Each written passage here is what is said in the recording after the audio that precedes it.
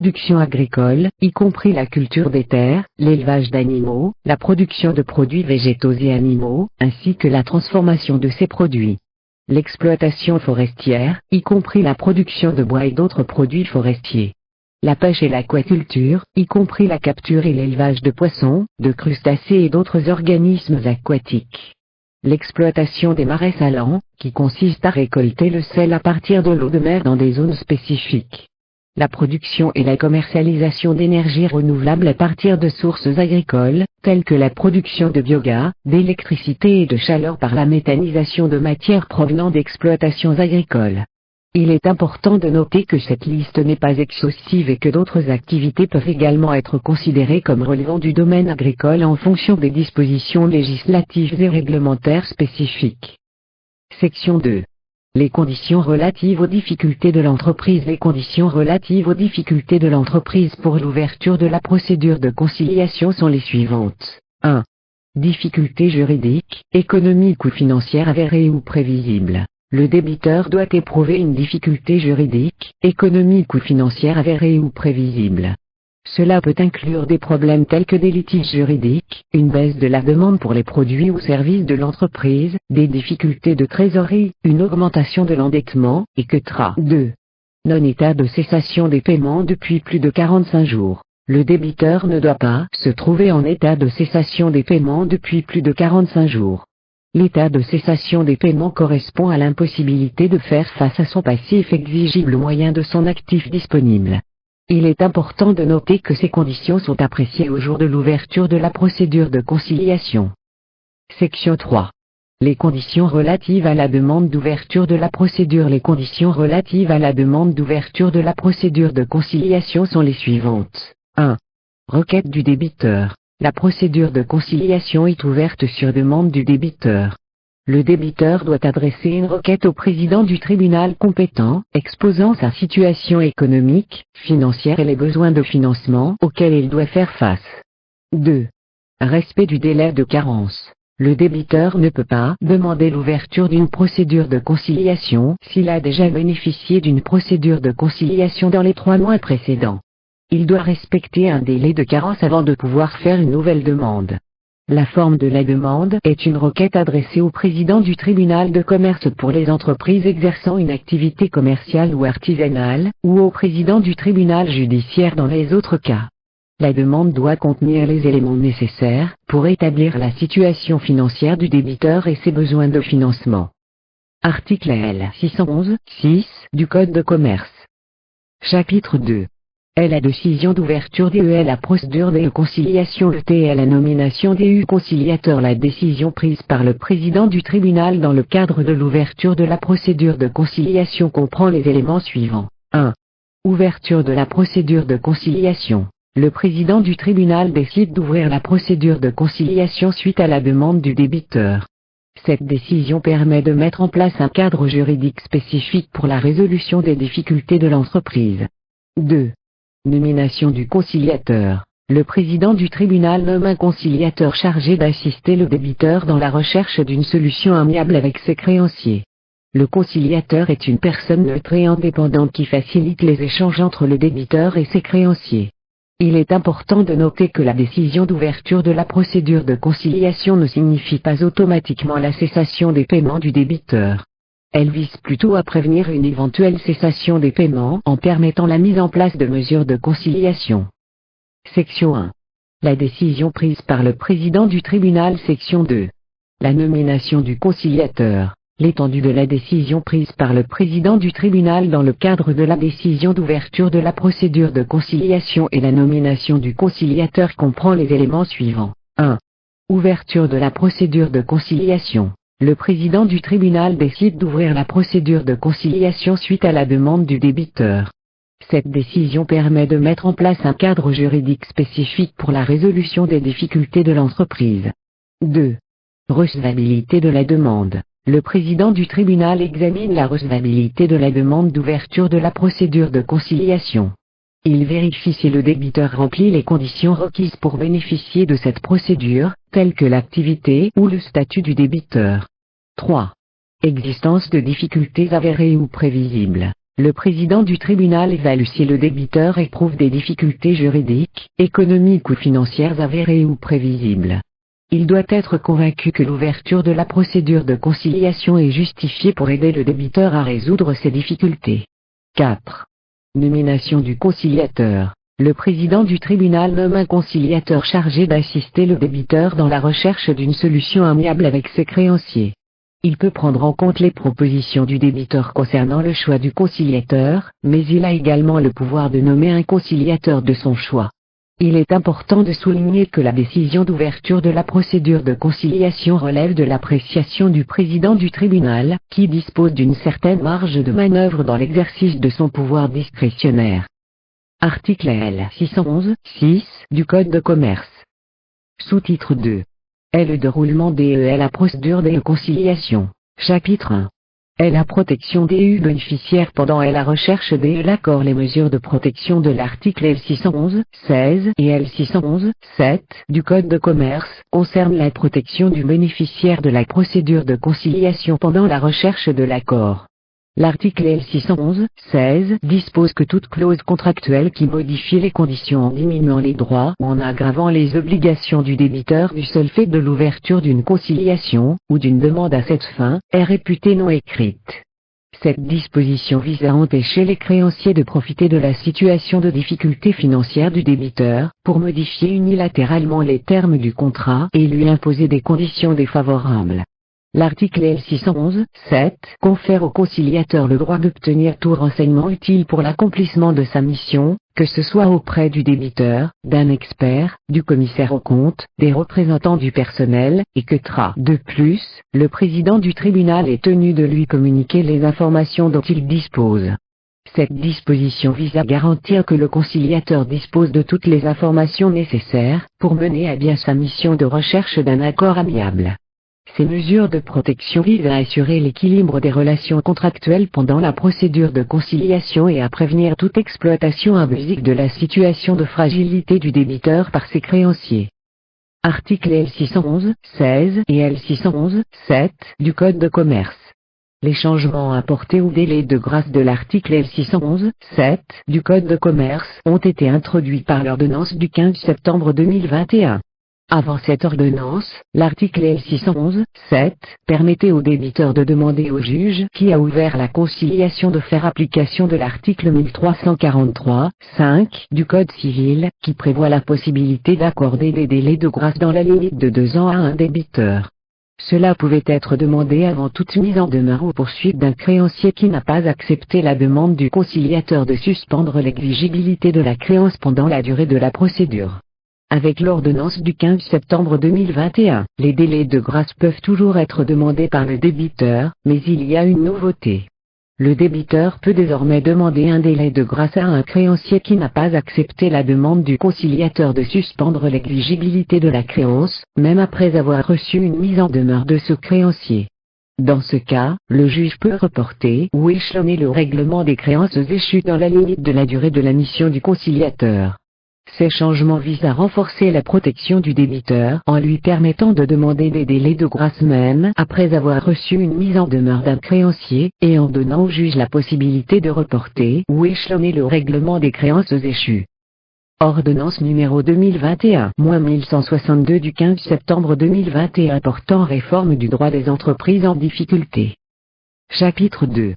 L'accord amiable issu la procédure de conciliation. L'accord amiable issu de la procédure de conciliation fait référence à l'accord conclu entre le débiteur et ses créanciers à l'issue de la période de conciliation. Cet accord vise à régler les difficultés financières du débiteur de manière amiable, en évitant une procédure de redressement ou de liquidation judiciaire. L'accord amiable peut être constaté par le président du tribunal sur requête conjointe des parties ou homologué par le tribunal à la demande du débiteur. L'homologation de l'accord est soumise à certaines conditions, telles que le respect des droits des créanciers et l'absence de préjudice manifeste pour les intérêts en jeu. L'accord amiable constaté ou homologué a des effets juridiques importants. Il entraîne notamment l'interruption des actions en justice et des poursuites individuelles engagées contre le débiteur. Cela signifie que les créanciers ne peuvent pas poursuivre le débiteur en justice pour recouvrer leurs créances pendant la durée de l'accord. En cas de non-respect de l'accord, des sanctions peuvent être prévues, telles que la résolution de l'accord et la déchéance des délais de paiement accordés. Un mandataire à l'exécution de l'accord peut être désigné pour surveiller son exécution et veiller à ce que les obligations convenues soient respectées. L'accord amiable issu de la procédure de conciliation offre une alternative aux procédures de redressement ou de liquidation judiciaire, permettant au débiteur de trouver une solution négociée avec ses créanciers pour surmonter ses difficultés financières et assurer la continuité de son activité. Article L. 611-6 du Code de commerce. Section 1. Le contenu et les parties à l'accord. L'accord amiable issu de la procédure de conciliation peut contenir différentes mesures visant à résoudre les difficultés financières du débiteur. Ces mesures peuvent inclure des remises de dettes. Les créanciers peuvent consentir des réductions du montant de la dette du débiteur. Des délais de paiement ou de rééchelonnement. Les créanciers peuvent accorder au débiteur des délais supplémentaires pour le paiement de ses dettes ou convenir d'un échelonnement des paiements. Des apports en trésorerie. Des partenaires financiers peuvent fournir des liquidités au débiteur pour l'aider à surmonter ses difficultés financières. Des cessions de rang de privilège ou d'hypothèque. Les créanciers peuvent accepter de céder leur rang de privilège ou d'hypothèque sur les biens du débiteur. Les parties à l'accord amiable sont principalement le débiteur et ses principaux créanciers. Cependant, d'autres parties peuvent également être impliquées, notamment les co-contractants habituels du débiteur. Il est important de noter que les créanciers publics sont également concernés par l'accord amiable, mais ils sont soumis à des règles spécifiques. Article L. 611-7, alinéa 3 du Code de commerce. Section 2. Les effets de l'accord 1. L'accord amiable constaté A. Les conditions DEL à constatation. Les conditions de l'accord amiable constaté sont les suivantes. 1. Initiative des parties. L'initiative de conclure l'accord amiable appartient aux parties, c'est-à-dire au débiteur et à ses créanciers. Ils doivent être d'accord sur les termes de l'accord et en faire la demande conjointe au président du tribunal. 2. Fin de la procédure de conciliation. L'accord amiable constaté met fin à la procédure de conciliation. Le débiteur doit déclarer qu'il ne se trouve pas en état de cessation des paiements au moment de la conclusion de l'accord, ou que l'accord met fin à cette situation. 3. Force exécutoire. L'accord amiable constaté est doté de la force exécutoire. Cela signifie que les parties peuvent exiger l'exécution des obligations convenues dans l'accord. Il est important de noter que la constatation de l'accord amiable ne fait l'objet d'aucun recours et n'est pas publiée. Cependant, les parties peuvent demander l'homologation de l'accord amiable par le tribunal, ce qui soumet l'accord à certaines conditions supplémentaires. Article L. 611-8 du Code de commerce. B. Les effets DEL à constatation. Les effets de l'accord amiable constaté sont les suivants. 1. Interruption des actions en justice et des poursuites individuelles. L'accord amiable constaté entraîne l'interruption et l'interdiction de toute action en justice et de toute poursuite individuelle visant à obtenir le paiement d'une créance faisant l'objet de l'accord. Cela concerne les actions en justice et les poursuites individuelles sur les meubles et immeubles du débiteur pendant toute la durée d'exécution de l'accord. 2. Interruption des délais de déchéance ou de résolution. L'accord amiable constaté interrompt les délais qui avaient pu être impartis aux créanciers à peine de déchéance ou de résolution des droits afférents aux créances mentionnées dans l'accord. 3. Interdiction des clauses d'anatocisme. L'article L. 611-10-1 du Code de commerce prévoit que les intérêts échus ne peuvent pas produire d'intérêt pendant l'exécution de l'accord. Cela signifie qu'il est interdit d'appliquer des clauses d'anatocisme, c'est-à-dire des clauses qui permettent la capitalisation des intérêts. Il est important de noter que les effets de l'accord amiable constaté sont relatifs aux parties signataires de l'accord. Les tiers ne sont pas directement liés par cet accord, sauf dans certains cas spécifiques prévus par l'article L. 611-10-2 du Code de commerce, tels que les co-obligés et les garants qui peuvent se prévaloir des dispositions de l'accord. Article L. 611-8 et L. 611-10 du Code de commerce. 2. L'accord amiable homologué. Les conditions de l'homologation. Les conditions de l'accord amiable homologué sont les suivantes. 1. Demande d'homologation. La demande d'homologation de l'accord amiable doit être faite par le débiteur auprès du tribunal compétent. Cette demande doit être accompagnée de l'accord amiable et des pièces justificatives nécessaires. 2. Absence d'état de cessation des paiements. Le débiteur doit déclarer dans sa demande d'homologation qu'il ne se trouve pas en état de cessation des paiements au moment de la conclusion de l'accord, ou que l'accord met fin à cette situation. 3. Pérennité de l'activité de l'entreprise. Les termes de l'accord amiable doivent être de nature à assurer la pérennité de l'activité de l'entreprise. Cela signifie que l'accord doit permettre au débiteur de surmonter ses difficultés financières et de continuer son activité de manière viable. 4. Protection des intérêts des créanciers non signataires. L'accord amiable ne doit pas porter atteinte de manière excessive aux intérêts des créanciers non signataires. Il doit y avoir un équilibre entre les avantages accordés aux créanciers signataires et la préservation des droits des créanciers non signataires.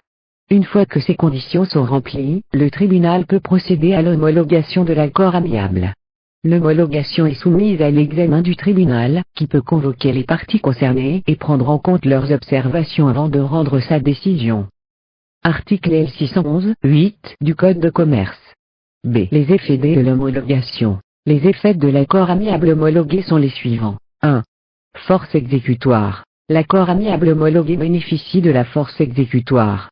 Cela signifie que les parties peuvent exiger l'exécution des obligations convenues dans l'accord. 2. Interruption des actions en justice et des poursuites individuelles. L'homologation de l'accord amiable entraîne l'interruption et l'interdiction de toute action en justice et de toute poursuite individuelle visant à obtenir le paiement d'une créance faisant l'objet de l'accord. Cela concerne les actions en justice et les poursuites individuelles sur les meubles et immeubles du débiteur pendant toute la durée d'exécution de l'accord. 3. Levée de l'interdiction d'émettre des chèques.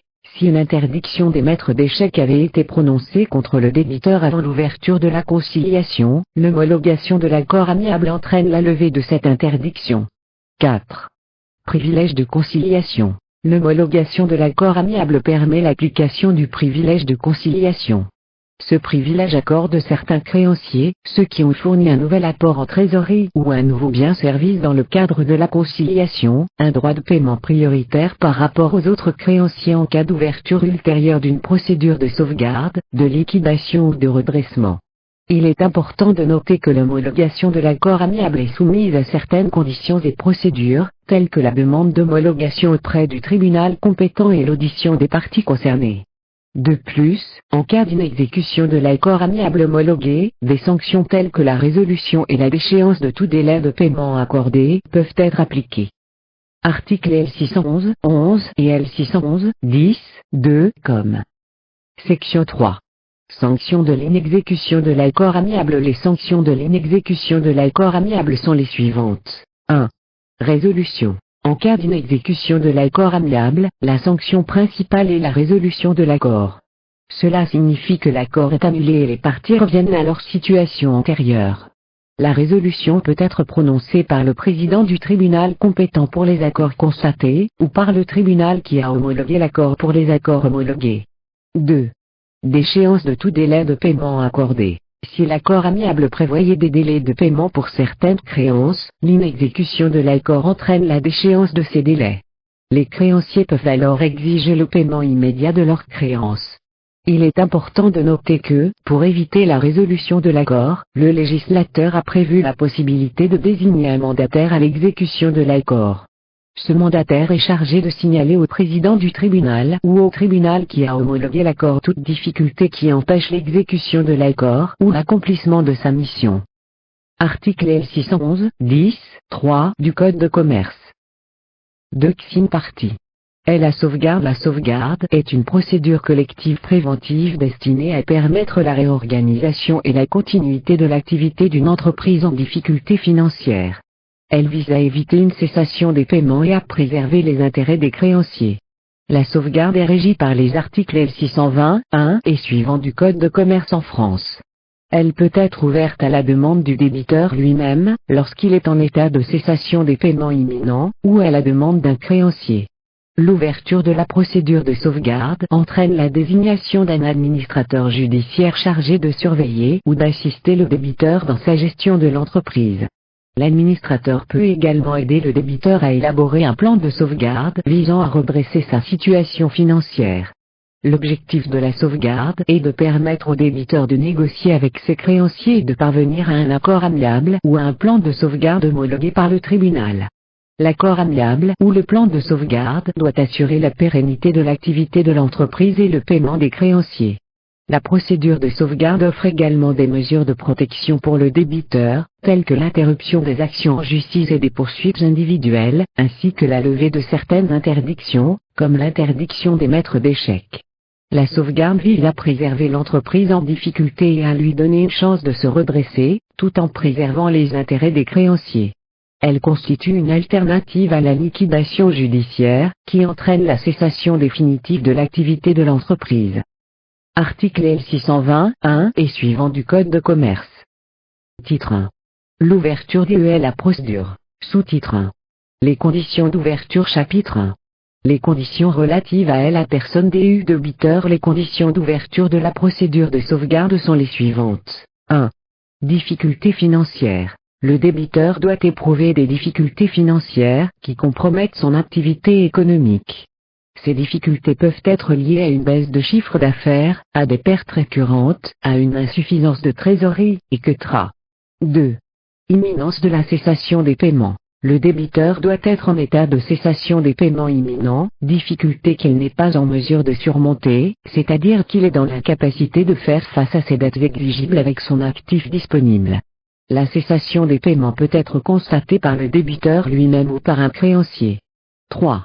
Demande du débiteur. La procédure de sauvegarde peut être ouverte à la demande du débiteur lui-même. Le débiteur doit présenter une requête au président du tribunal compétent, exposant sa situation économique et les raisons pour lesquelles il sollicite l'ouverture.